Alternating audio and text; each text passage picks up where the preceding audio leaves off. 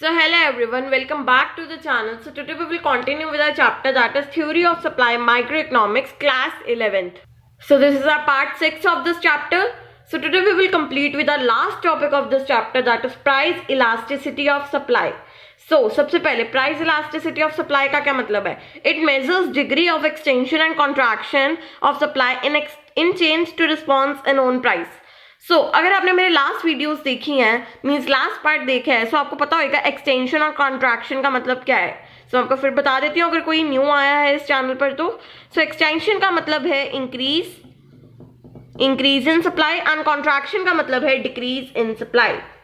So what they are saying कि जब हमारा प्राइस चेंज होता है तो उसके रिस्पॉन्स में सप्लाई कितना इंक्रीज होता है कितना डिक्रीज होता है इसको भी हम मेजर्स कर सकते हैं. मतलब इसको हम नंबर्स के फॉर्म में भी मेजर कर सकते हैं.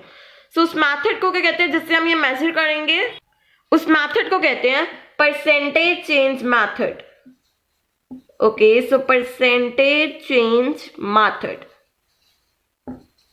सो सबसे पहले आपको इसकी डेफिनेशन तो क्लियर हो ही गई प्राइस इलास्टिसिटी ऑफ सप्लाई की कि सप्लाई में कितना चेंज आया इन रिस्पॉन्स टू प्राइस, कितनी इंक्रीज हुई कितनी डिक्रीज हुई, उसको भी हम मेजर कर सकते हैं. उसको हम कहते हैं प्राइस इलास्टिसिटी ऑफ सप्लाई. सो इसको हम कैसे मेजर करते हैं विद परसेंटेज चेंज मेथड. सो इस मेथड को स्टडी करते हैं. Okay, so now let's study about percentage change method. So elasticity of supply is the ratio between percentage change in quantity supplied and percentage change in price of commodity.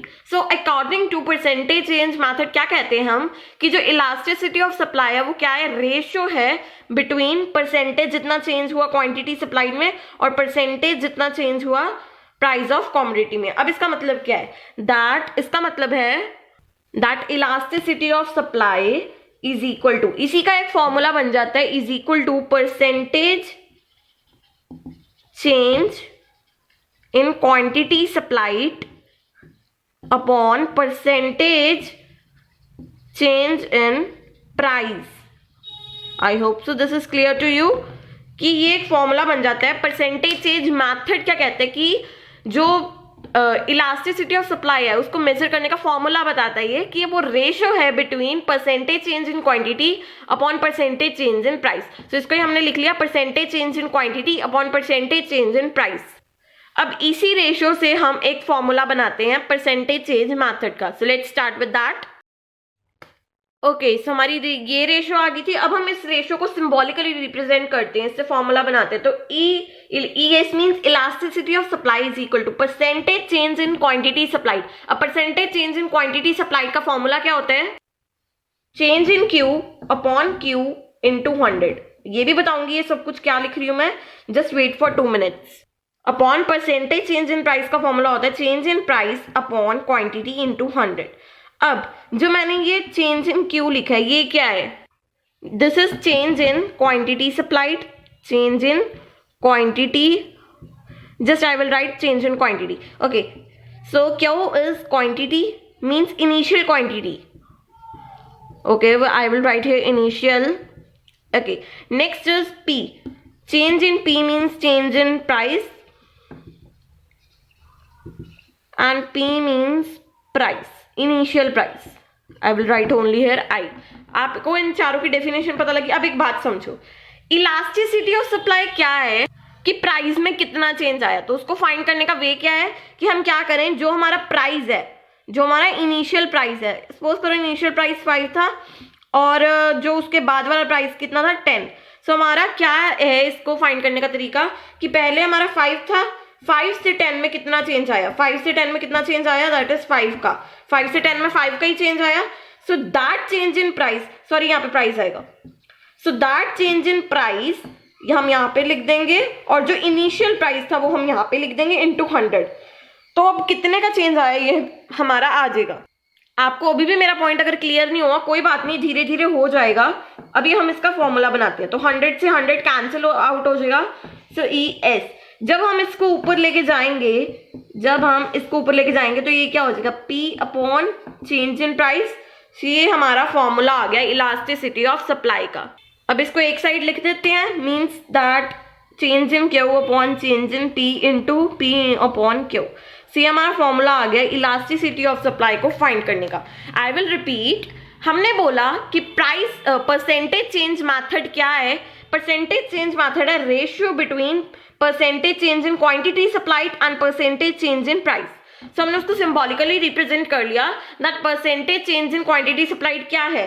Change in price जितना हुआ और जितना initial price था into 100, और price क्या था? Change in price upon price, मतलब initial price into 100। तो 100 से 100 कैंसिल हो गया, इससे हमने एक फॉर्मूला बना दिया इलास्टिसिटी ऑफ सप्लाई को फाइंड करने का। अब इसका एक न्यूमेरिकल सॉल्व करते हैं, सो आपको इलास्टिसिटी ऑफ सप्लाई को फाइंड करना आ जाए। Now let's solve a numerical.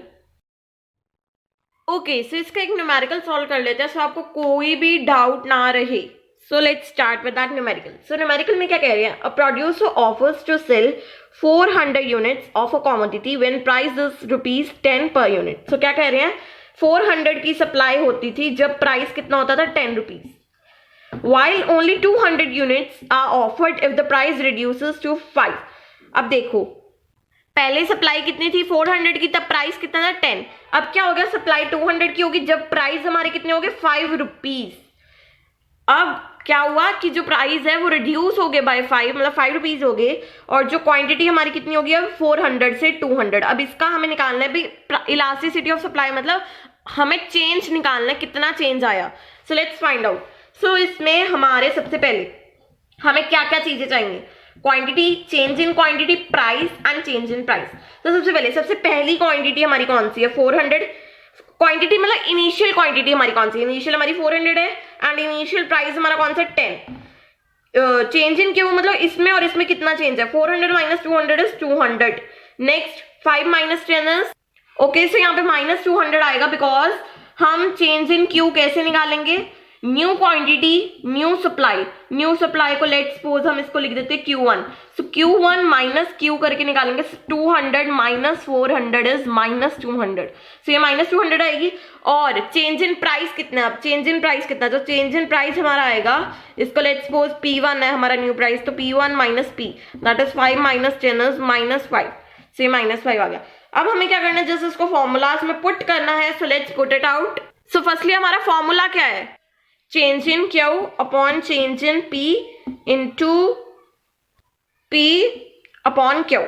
So this is our formula, just हमें वैल्यूज पुट करनी है। सबसे पहले change in Q is equal to -200 into P is 10, then change in P is -5, then Q is, so यहाँ पे multiply डालने की जरूरत नहीं है। सो Q हमारा क्या है? 400। So let's cancel out it.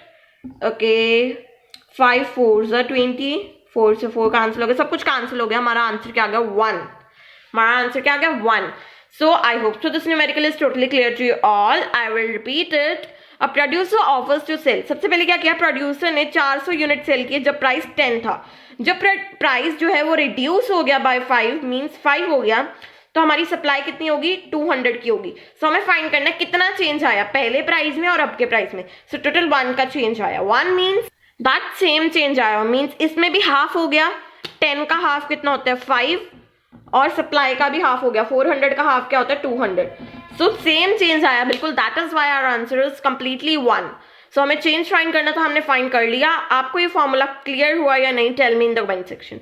Okay, and if you have any query tell me also in the comment section. अब हम स्टार्ट करते हैं shape of supply curve and elasticity of supply. अब हम क्या करेंगे? डिफरेंट ग्राफ्स बनाएंगे, उसकी शेप देखेंगे, उसके बेसिस पर हम उसको बताएंगे कितनी इलास्टिसिटी है उस सप्लाई की। सो लेट्स स्टार्ट।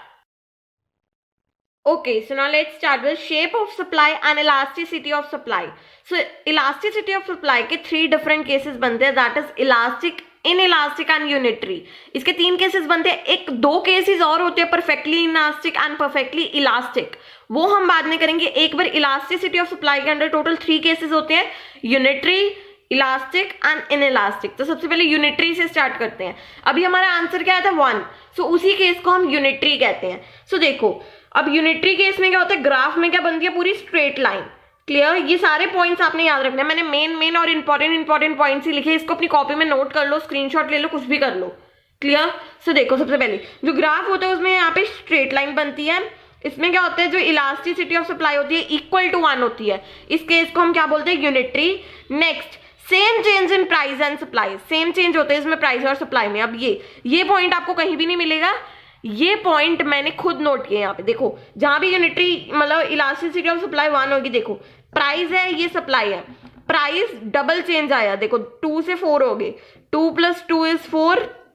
नेक्स्ट 5 से 10 में चेंज आया, 5 + 5 = 10, मतलब यहाँ पे 5 का भी डबल हो गया, 2 का भी डबल हो गया, मींस दोनों में सेम चेंज आया है। तो जहां पे सेम चेंज आए that is the case of unitary. I hope सो इसके पॉइंट्स आपको क्लियर हो गए। बस ये आपको 4 पॉइंट्स याद रखना है, कोई बड़ी बात नहीं है, हम याद रख लेंगे। क्या है, स्ट्रेट लाइन ड्रॉ होगी, प्राइस और सप्लाई में सेम चेंज आएगा, यूनिटरी है, एंड ES = 1। क्लियर।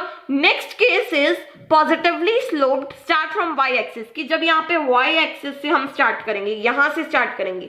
ये कौन सा केस होता है कि जो हमारी इलास्टिसिटी ऑफ डिमांड है, सॉरी इलास्टिसिटी ऑफ सप्लाई है, वो क्या है, ग्रेटर देन 1 है, 1 से ज्यादा है। तो इस केस में क्या होता है कि जो प्राइस है वो लेस चेंज होएगा एज कंपेयर टू सप्लाई। अब यहाँ पे देखो, जब हमारा प्राइस 5 था तो सप्लाई क्या हो गया, 0। तो देखो यहाँ पे हम ड्रॉ करके देखते हैं, 5, 10, 15, 20। ओके, यहाँ पे भी कर लेते हैं 5, 10, 15 एंड 20। तो जब हमारी प्राइस 5 थे, सप्लाई क्या होगी, 0, तो ये इसकी डॉट यहाँ पे बनेगी। नेक्स्ट प्राइस कितने से इंक्रीज हुए, 5 से, दैट इज 10 हो गए, प्राइस क्या हो गई 10, सप्लाई कितनी होगी 10 की, तो इसका पॉइंट यहाँ पे बनेगा। अब एक चीज आपने नोट की, प्राइस में 5 का चेंज आया, सप्लाई में 10 का चेंज आया, प्राइस में 5 का चेंज आया, सप्लाई में 10 का चेंज आया।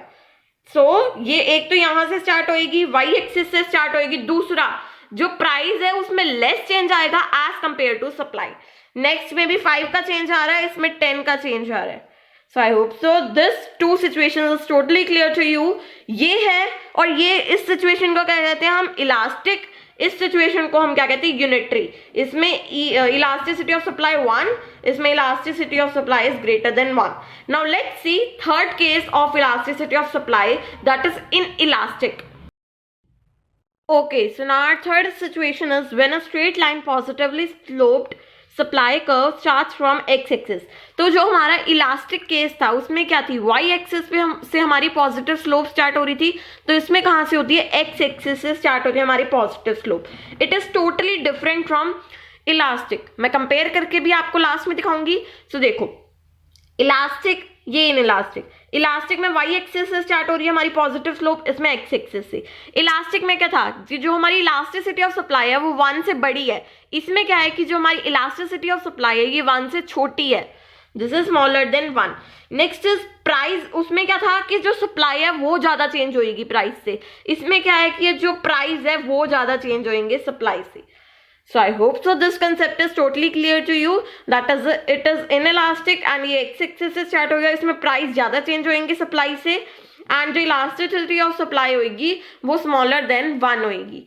Now let's move on to our next topic, that is perfectly inelastic and perfectly elastic. चलो उसको स्टार्ट करने से पहले मैं आपको छोटा सा रिकैप देती हूँ इन तीनों के डिफरेंस का। So now let's start with that. हमारे 3 केसेस है, हमारे हैं 3 केसेस। क्लियर, 3 केसेस कौन कौन से, first is unitary, next is elastic, okay, next is inelastic. तो इलास्टिक में क्या होता है, स्ट्रेट लाइन जाती है पूरी अपवर्ड, स्ट्रेट लाइन ऐसे पूरी अपवर्ड। नेक्स्ट इनइलास्टिक में क्या होता है, सॉरी इलास्टिक में क्या होता है, हमारी जो इलास्टिसिटी ऑफ डिमांड है ये ग्रेटर देन 1 होती है। क्लियर, और इसमें क्या होती है 1। तो ये कौन सी, ये y एक्सिस से स्टार्ट होता है, ये x एक्सिस से स्टार्ट होता है, ये y एक्सिस से स्टार्ट होता है, ये x एक्सिस से स्टार्ट होता है। और इसकी इलास्टिसिटी ऑफ डिमांड क्या होती है, 1 से छोटी, ये 1 से छोटी होती है, ये 1 से बड़ी होती है। और ये y एक्सिस से स्टार्ट होती है, x एक्सिस से स्टार्ट होती है, स्ट्रेट बनती है, ये 1 होती है। सो this is all concept of these 3। Okay, so now let's start with the next 2 situations, that are perfectly inelastic and perfectly elastic. Okay, so now our 2 most important concepts are perfectly elastic and perfectly inelastic. So firstly, perfectly inelastic, इसको हम क्या कहते हैं, और zero elasticity of supply. Perfectly inelastic मतलब totally zero आ जाए जब हमारी supply, elasticity of supply. So इसमें क्या होता है, जो हमारी supply होती है वो constant होती है और price जो होता है वो change होता रहता है। Clear? इसमें जो सप्लाई है वो कांस्टेंट है, प्राइस 0 है तब भी कांस्टेंट है, जब प्राइस चेंज हो रहा है तब भी हमारी सप्लाई कांस्टेंट है। तो इसमें हमारा ग्राफ क्या बनता है, वर्टिकल स्ट्रेट लाइन, हमारा ग्राफ ऐसे बनता है। Clear? So now let's move on next, perfectly elastic. So perfectly elastic में क्या होता है, इनफाइनाइट इलास्टिसिटी ऑफ सप्लाई।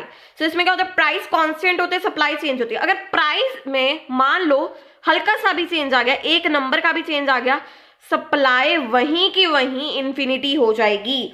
मतलब अगर प्राइस थोड़ा सा भी इंक्रीज हो गया, 1-आधा% भी इंक्रीज हो गया, तो सप्लाई बहुत ज्यादा इंक्रीज हो जाएगी।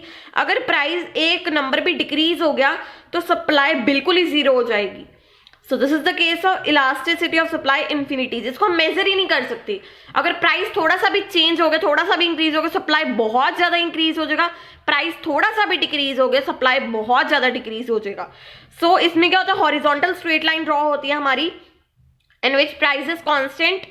मतलब प्राइस कांस्टेंट होते हैं बट थोड़ा बहुत चेंज आ जाता है कभी कभार, वो नामात्र ही होता है। और जब थोड़ा सा भी चेंज आता है, एक नंबर का भी चेंज आता है, सप्लाई बहुत ज्यादा इंक्रीज हो जाती है। Okay, so this is all about zero elasticity of supply and infinite, means perfectly elastic and perfectly inelastic. So I hope सो आपको ये 5 सिचुएशन अच्छी तरह क्लियर होगी because this is very very important. First case is unitary, second is elastic, third is inelastic, fourth is perfectly inelastic, then fifth is perfectly elastic. So I hope so आपको ये 5 situation अच्छी तरह clear होगी। Okay, now let's start with the factor affecting elasticity of supply. Okay, so this is all about today. If you like this video, just give it a thumbs up and do subscribe to my channel for more videos. So next video में हम एक बहुत important concept करने वाले हैं, that is factors affecting elasticity of supply. वैसे तो मैंने बोला था ये आपका लास्ट पार्ट होएगा, बट क्या हुआ कि वो जो टॉपिक है वो बहुत ज़्यादा इंपॉर्टेंट है, उसमें कुछ बच्चों को कन्फ्यूजन भी होती है। सो मैंने सोचा उसको हम एक अलग से सेशन लगाएंगे, उसका एक अलग से पार्ट बनाऊंगी, सो आपको वो अच्छी तरह क्लियर हो जाए। Okay, so till then stay tuned with me and if you have any query tell me in the comment section. Okay, bye bye.